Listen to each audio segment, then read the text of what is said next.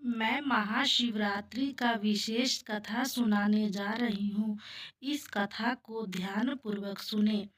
एक बार की बात है, माता पार्वती जी ने भगवान शिव शंकर से पूछा, ऐसा कौन सा श्रेष्ठ तथा सरल व्रत पूजन है जिससे मृत्यु लोक से प्राणी आपकी कृपा सहज ही प्राप्त कर लेते हैं। तो उत्तर में शिव जी ने कहा, माता पार्वती जी से शिवरात्रि के व्रत का विधान बताकर यह कथा सुनाई। एक बार चित्रभानु नामक एक शिकारी रहा करता था। वह पशुओं की हत्या करके वह अपने कुटुंब को पालता था। वह एक साहूकार से ऋण लिया था और लेकिन वह ऋण समय पर नहीं चुका पा रहा था।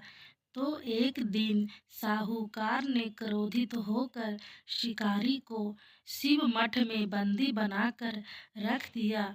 संयोगवश उस दिन शिवरात्रि भी थी।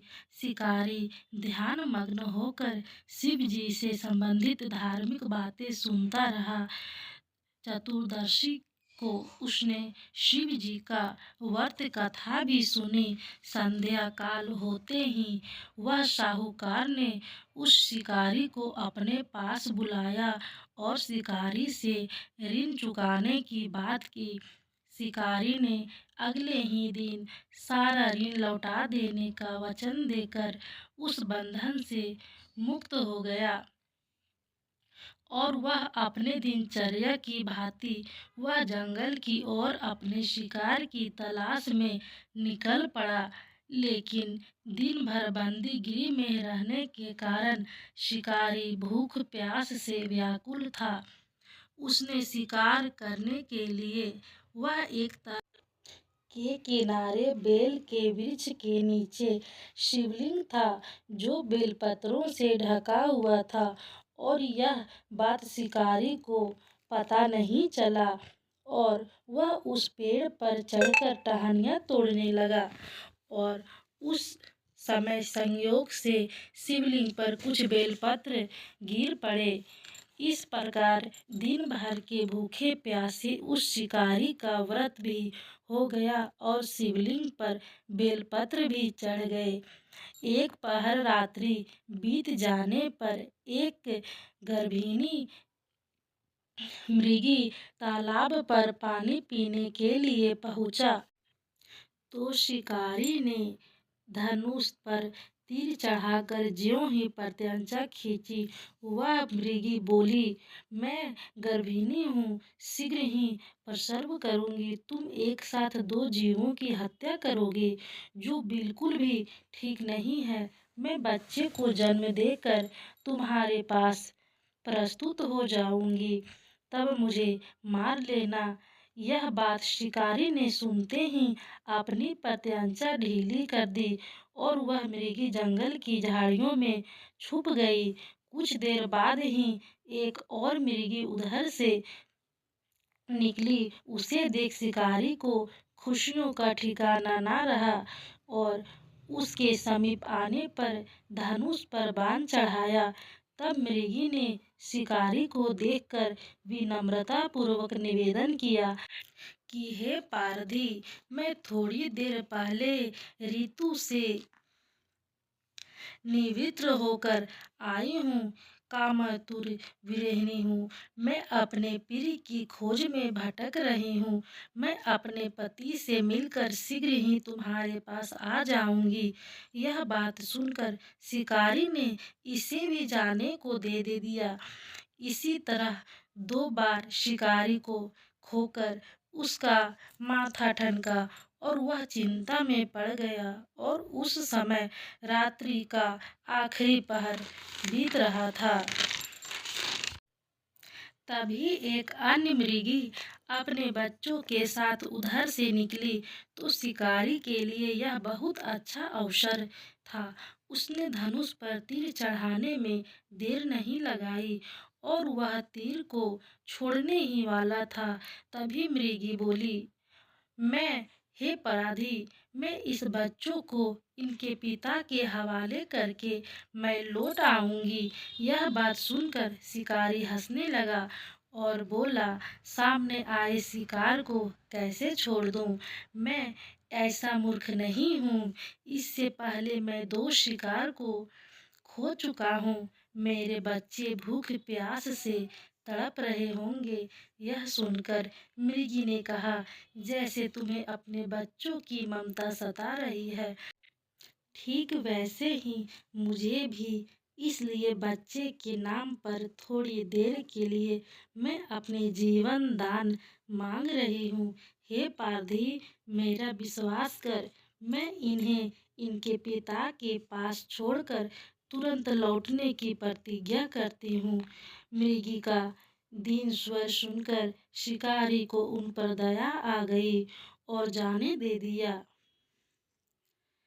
शिकार के अभाव में बेल के वृक्ष पर वह शिकारी बैठ गया और बेलपत्र तोड़ तोड़ कर नीचे फेंकने लगा। और उसी वक्त एक मोटा ताजा मृग उसी रास्ते पे आ रहा था। यह देखकर शिकारी ने सोच लिया कि वह शिकार इसका जरूर अवश्य ही करेगा।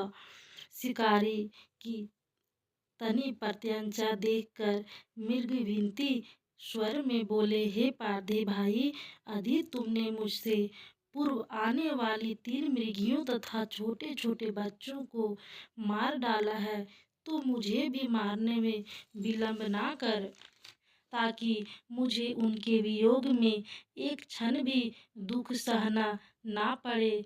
मैं उन मृगियों का पति हूँ।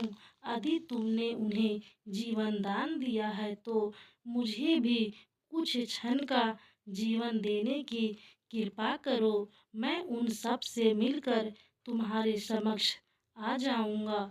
मृग का यह बात सुनते ही शिकारी की सामने पूरी रात का घटनाक्रम घूमने लगा और उसने सारी कथा उस मृग को सुना दिया।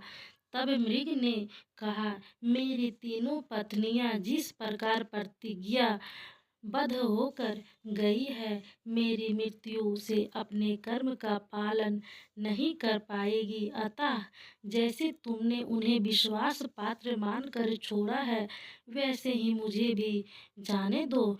मैं उन सब के साथ तुम्हारे सामने शीघ्र ही उपस्थित होता हूँ। उपवास, रात्रि जागरण तथा शिवलिंग पर बेलपत्र चढ़ाने से शिकारी का हिंसक हृदय निर्मल हो चुका था। उसमें भगवत शक्ति का वास हो गया।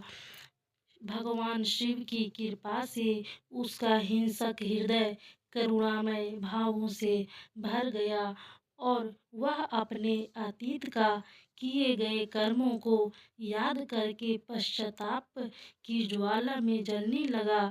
थोड़ी देर बाद वह मृग सब परिवार शिकारी के समक्ष उपस्थित हो गया ताकि वह उसका शिकार कर सके। किंतु जंगली पशुओं की ऐसी सत्यता एवं सामूहिक प्रेम भावना देखकर शिकारी को बड़ी बेइज्जती महसूस होने लगी और उसके नेत्रों में आंसू की बूंदें टपकने लगी और उसने उस मृग परिवार को ना मारकर शिकारी ने अपने हृदय को जीव हिंसा से सदा के लिए हटा दिया और कोमल हृदय एवं अपने आप को दयालु बना लिया। देवलोक में से समस्त देव समाज भी इस घटनाक्रम को देखकर अचंभित हो रहे थे और घटना की प्रमाणित होते ही देवी देवताओं ने पुष्प वर्षा की। तब शिकारी तथा मृग परिवार मोक्ष को प्राप्त हुए।